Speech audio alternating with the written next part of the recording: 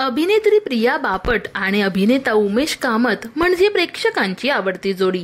अनेक सिनेमांमध्ये उत्तम अभिनय साकारत या दोघांनी नेहमीच प्रेक्षकांचं मन जिंकलंय। सध्या हे दोघंही एकत्र जरतरची गोष्ट या नाटकात काम करतायत।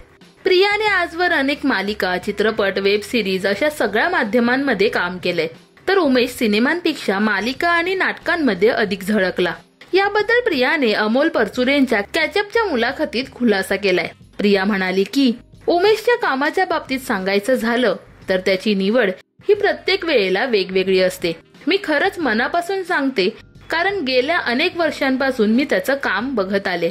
त्याला टेलिव्हिजन आणि नाटकांमध्ये ज्या विश्वासार्हतेने पात्र दिली गेली आहेत, तितक्या विश्वासाने त्याला सिनेमातली पात्र दिली गेली नाहीत।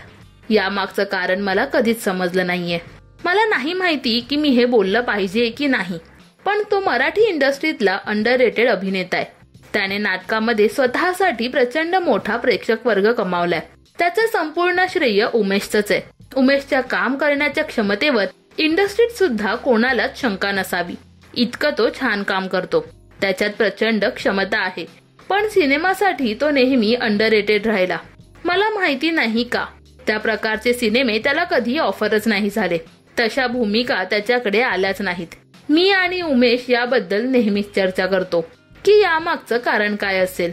जे मेकर्स आहेत त्यांना उमेशला घेऊन सिनेमा का करावासा वाटत नाही। मला असं वाटतं की यावर आपण विचार केला पाहिजे। नेहमी प्रेक्षक येत नाहीत असं आपण बोलू शकत नाही। मला असं वाटतं की यावर आपण विचार केला पाहिजे, असा खुलासा प्रियाने केलाय। प्रियाच्या या मताविषयी तुम्हाला काय वाटतं हे आम्हाला कमेंट्स मध्ये नक्की सांगा।